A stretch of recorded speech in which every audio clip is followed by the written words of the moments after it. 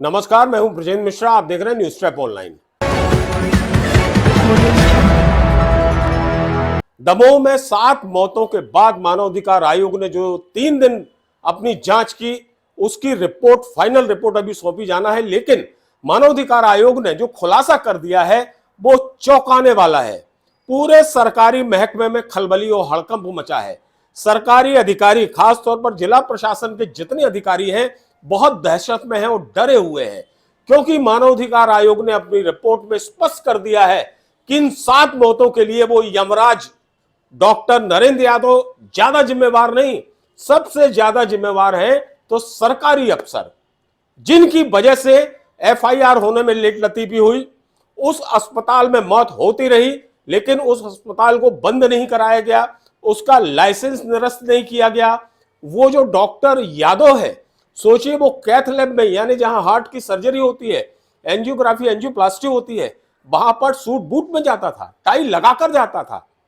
क्या टाई लगाकर suit boot में कभी हार्ट की सर्जरी होती है? लेकिन ये सब ये डॉक्टर यमराज करता रहा और पूरा प्रशासन सोता रहा। मानवाधिकार आयोग को अपनी जांच में कई चौंकाने वाले तथ्य मिले हैं और जिससे यह प्रमाणित हो रहा है कि वहां के जिला प्रशासन ने, वहां के स्वास्थ्य महकमे ने, वहां की पुलिस ने बहुत ज्यादा लापरवाही बरती है, जिसकी वजह से निर्दोष जानें चली गई। अब जब मानवाधिकार आयोग की टीम दिल्ली लौट आई और उसने यह खुलासा कर दिया, तो पूरे मध्य प्रदेश शासन के स्वास्थ्य विभाग में खलबली और हड़कंप मच गया। आनन फानन में वहां के जो स्वास्थ्य आयुक्त हैं मध्य प्रदेश के, तरुण राठी, इन्होंने एक आदेश जारी कर दिया। आदेश ये जारी कर दिया कि जो भी प्राइवेट हॉस्पिटल हैं जो बिना रजिस्ट्रेशन के चल रहे हैं, जल्दी से अपना रजिस्ट्रेशन करा लें, वरना सीएमएचओ को जिम्मेवार मानते हुए उसके खिलाफ कार्यवाही की जाएगी। इसका आशय यह हुआ कि उन हेल्थ कमिश्नर को भी यह अंदेशा है कि मध्य प्रदेश में बहुत से प्राइवेट अस्पताल बिना रजिस्ट्रेशन के संचालित हो रहे हैं। वाह साहब वाह। और इसके बाद जो हेल्थ सेक्टर की टीम है उसने धड़ाधड़ छापे शुरू किए। भोपाल में 4 स्किन सेंटरों पर छापे मारे गए। ग्वालियर के 60 अस्पताल ऐसे हैं जिनका रजिस्ट्रेशन रद्द कर दिया गया। और हद तो तब हो गई जब जांच टीम को यह पता चला कि होम्योपैथी और दांत वाले डॉक्टर हेयर ट्रांसप्लांट कर रहे हैं, वो भी ग्वालियर में। अब आप सोचिए क्या स्थिति है। जब पूरे मध्य प्रदेश में धूम मची, तो जबलपुर का भी स्वास्थ्य महकमा नींद से जाग गया और इसने भी आनन फानन में जिले के 153 प्राइवेट अस्पताल और नर्सिंग होम को नोटिस जारी किया। और नोटिस में यह कहा गया कि सारे अस्पताल अपने डॉक्टरों की जांच करें, उनकी डिग्री सही है कि नहीं, उनका वैध रजिस्ट्रेशन है या नहीं, ये सारी जांचें एनएमसी से कराएं। और जबलपुर के स्वास्थ्य महकमे ने यह कहा कि 100 रुपए के स्टाम्प पर ये प्राइवेट अस्पताल जो करोड़ों रुपए कमाते हैं, ये 100 रुपए के स्टाम्प पर अपनी पूरी जानकारी यानी एफिडेविट यानी शपथ पत्र देंगे। वाह साहब वाह। 100 रुपए का स्टाम्प जिसकी कोई कानूनी मान्यता नहीं है। 1000 रुपए के स्टाम्प को ही कानूनी मान्यता प्राप्त है। 100 रुपए के स्टाम्प पर आप प्राइवेट अस्पताल के डॉक्टरों से वहां की पूरी जानकारी मांग रहे हैं कि कौन सा डॉक्टर है, उसकी डिग्री क्या है, सही है कि नहीं है, वैध है कि नहीं है, रजिस्ट्रेशन ठीक है कि नहीं है। यह जानकारी 100 रुपए के स्टाम्प पर। मान लीजिए यह जानकारी गलत भी हुई तो उसे कानूनी तौर पर चैलेंज नहीं किया जा सकता, क्योंकि 100 रुपए के स्टाम्प की कोई कानूनी वैल्यू नहीं है। मिनिमम 1000 रुपए का स्टाम्प होना चाहिए। लेकिन वाह साहब, ये जबलपुर का स्वास्थ्य महकमा है। अब सवाल यह है कि जब सब कुछ पूरी जानकारी अस्पताल के डॉक्टरों को, अस्पताल के संचालक को ही देना है, तो फिर ये स्वास्थ्य महकमा क्या करेगा? इसका काम क्या है? ये क्यों नहीं जांचता कि जो प्राइवेट अस्पताल है वहां कितने डॉक्टर काम कर रहे हैं, कौन से डॉक्टर काम कर रहे हैं, इनकी डिग्री क्या है, इनकी योग्यता क्या है, मेडिकल काउंसिल में इनका रजिस्ट्रेशन है या नहीं, ये जिस सेक्टर में काम कर रहे हैं, जो इलाज कर रहे हैं, जो सर्जरी कर रहे हैं, उसकी इन्हें परमिशन है कि नहीं, इनकी डिग्री डिप्लोमा की स्थिति क्या है। ये तो जांच का विषय स्वास्थ्य विभाग का है। लेकिन कहते ना, एक कहावत है कि चोर के हाथ में चाबी पकड़ा दो, बिल्कुल ठीक वैसे ही अस्पताल वालों से आप जानकारी मांग रहे हैं। सबसे बड़ी बात यह है कि इनको, इस स्वास्थ्य विभाग को यह ध्यान देना चाहिए था कि आप देखिएगा कि प्राइवेट अस्पतालों के बाहर डॉक्टरों के नामों की लंबी लंबी आपको लिस्ट, सूची मिल जाएगी, बड़े बड़े बोर्ड मिल जाएंगे, बड़े बड़े फ्लैक्स मिल जाएंगे, लंबी लाइन लगी रहेगी डॉक्टरों की, यानी जैसे सारे डॉक्टर इसी अस्पताल में सेवाएं दे रहे हो।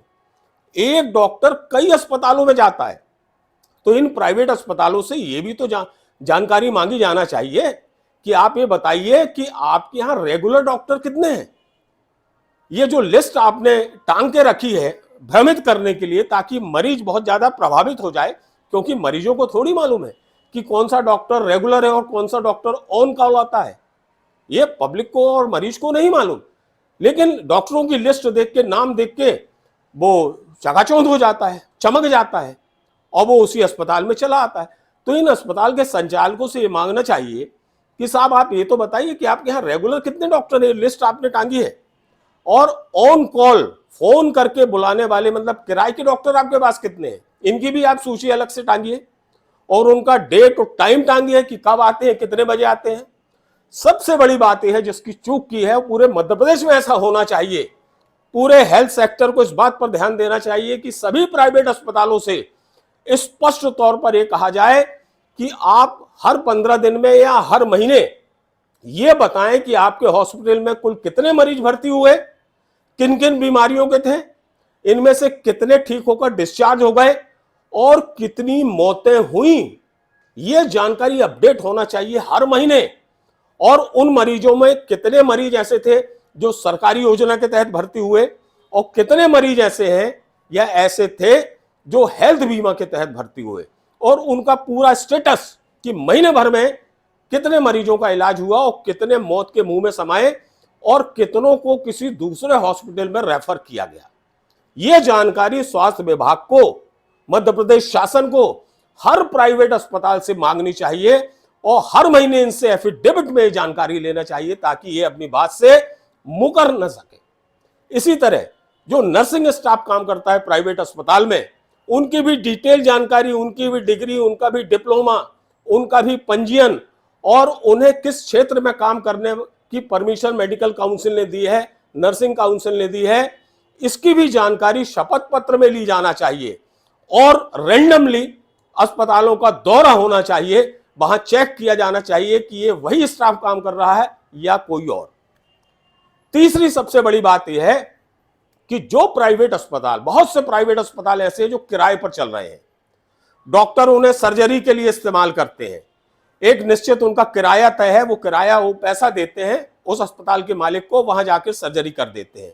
तो ऐसे अस्पतालों की भी सूची और उन अस्पतालों में कौन सा डॉक्टर सर्जरी करने आता है, कितनी सर्जरी इसने की और कितनी सक्सेस रही और कितनी मौतें हुई, इसका भी डेटा मध्य प्रदेश शासन के पास होना ही चाहिए। उन डॉक्टरों की लिस्ट भी होना चाहिए, ताकि ये जो गुमराह करने का खेल चल रहा मरीजों को, ये बंद हो सके और ये करोड़ों अरबों रुपए जो कमाने वाले अस्पताल हैं, ये भी नियमों में बंध सके, ताकि दमोह जैसा जो डॉक्टर नरेंद्र यादव और फर्जी डॉक्टर केन ने 7 निर्दोष जानें ले ली, इस तरह की पुनरावृत्ति और किसी जिले में ना हो और किसी शहर में ना हो। इसलिए जरूरी है कि मध्य प्रदेश शासन अपनी आंखें खोले और अपने स्वास्थ्य विभाग को भी कहे कि वो पूरी तत्परता और ईमानदारी से काम करे, और जिस जिले में और जिस शहर में लापरवाही पाई जाती है प्राइवेट हॉस्पिटल में या सरकारी अस्पताल में, तो वहां के सीएमएचओ से लेकर जितने भी स्वास्थ्य विभाग के अधिकारी हैं, उन सब के खिलाफ दंडात्मक कार्यवाही की जाना चाहिए।